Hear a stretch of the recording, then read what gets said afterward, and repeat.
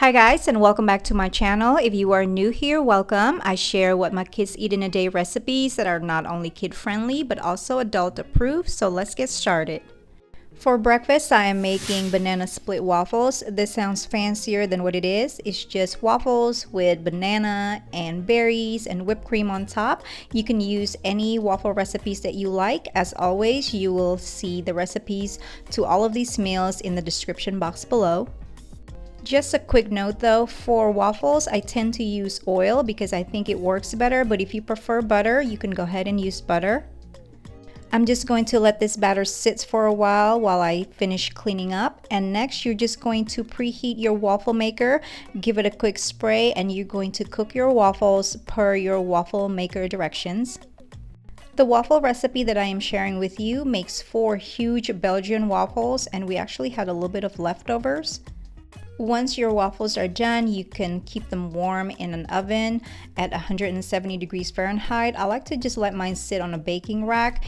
And next, you're just going to grab a banana, split it in half, or you can also slice them and place it on top of the waffles. Next, I'm going to add some strawberries, blueberries, some whipped cream, some chocolate drizzle, and I'm going to top that with a cherry, and that is pretty much it. We're going to have a lot of protein for the rest of the day, so I'm skipping that for breakfast.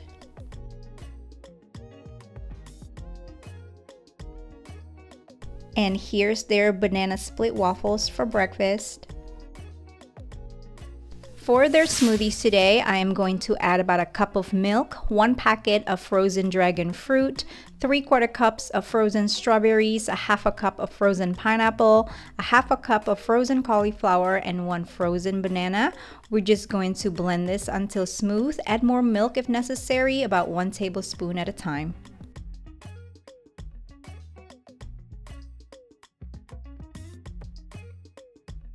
And here's their smoothies. For lunch, I'm making chicken tacos. Here I have 10 boneless, skinless chicken thighs. I've cut them into small bite-sized pieces, and I'm just going to season it with salt, pepper, garlic powder, onion powder, cumin, smoked paprika, chili powder, and dried oregano. My apologies, I did not measure this. I kind of just kept seasoning until I felt it was enough.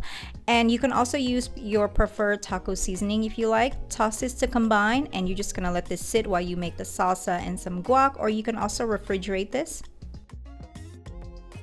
For the salsa, into a food processor, I am adding 1 can of rotel. I normally use diced tomatoes, but I didn't have any. And I'm also going to add 4 Roma tomatoes, 1 jalapeno that has been seeded. You can keep the seeds in there if you want it spicier. 3 cloves of garlic, a 1/2 of red onion, juice of 1 lime, a handful of cilantro, 1 teaspoon salt, a 1/2 teaspoon of black pepper, and a pinch of sugar. And you're just going to blend this until it reaches your desired consistency.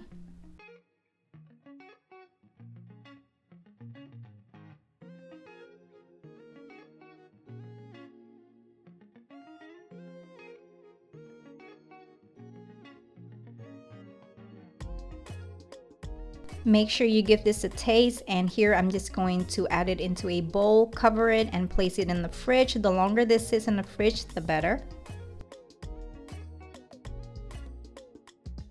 To make the guac, here I have 2 Roma tomatoes. I'm removing the seeds and cutting them into very small pieces.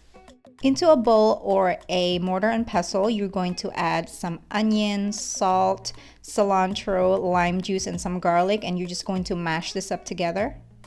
In a separate bowl or plate, you're going to mash together 2 avocados, and then you're going to add the onion garlic mixture, 1 teaspoon salt, the Roma tomatoes, and juice from the other 1/2 of the lime, and you're going to fold this until combined. And to store, I like to place slices of lime to prevent browning on top. Again, make sure that you cover it and place it in the fridge until you are ready to eat.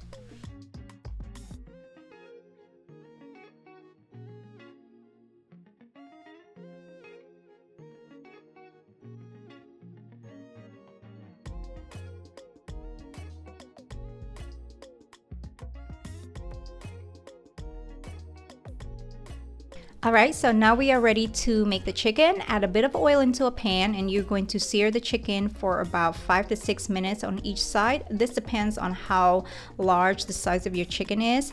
Make sure that you don't flip the chicken sooner. We want to make sure the chicken gets a nice sear. I cook this on medium-high heat and then I'm going to lower the temperature when it starts to burn. Now I'm going to remove the chicken from the pan, add just a little bit more oil, and now I'm going to add the corn tortillas. Sprinkle this with some cheese. I am using Mexican blend and about a 1/4 cup of the chicken mixture. Make sure that you don't overfill it, otherwise it's going to be hard to fold. And now you're just going to fold over and sear for about 1 to 2 minutes on each side. And I ate this with the salsa and guac, of course, but you can also add whatever else that you like. As you can see, I'm only making 3 at a time. I think I ended up making about 16 of these for the 4 of us. I cook as many as I can handle. If you can make more than 3 at a time, go for it.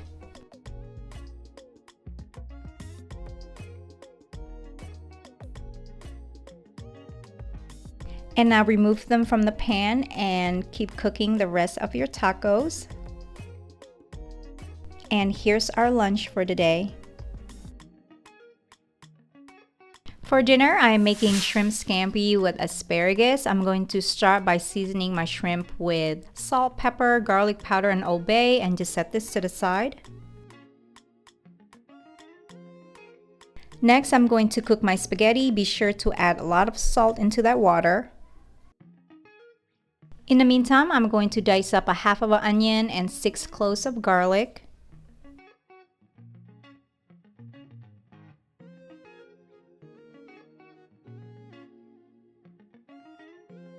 To make the asparagus, you're going to preheat your oven to 425 degrees, drizzle some olive oil, salt, pepper, and about 1 tablespoon of garlic. Give this a quick toss and you're going to bake these for about 8 to 10 minutes, depending on the thickness of your asparagus.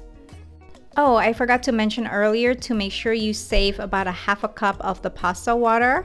And now I'm just going to add some olive oil into a large skillet and saute the onion for about 4 minutes. Add the garlic and saute this for another minute. Next, we're going to add our shrimp and cook for about 5 to 6 minutes, depending on the size of your shrimp.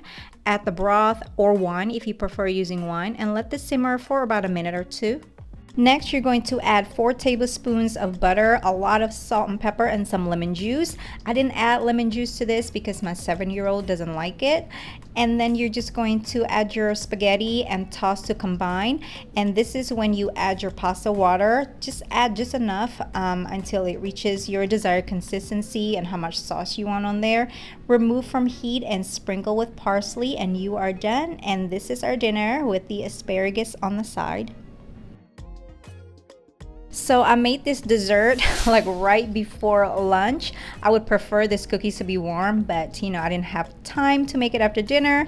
And I'm going to link the recipe to this chocolate chip cookies in the description box below. It is not my recipe, but it is so good. And one of the reasons why I picked this particular recipe, number one, because it had malted milk powder. So I was interested to see how that would taste. And it also has cornstarch in it, but most importantly, this uses a lot of chocolate chips, which I really like, and they use a combination of chocolate chips, chocolate bars, and I really like that flavor together. But feel free to add whatever chocolate chips that you like.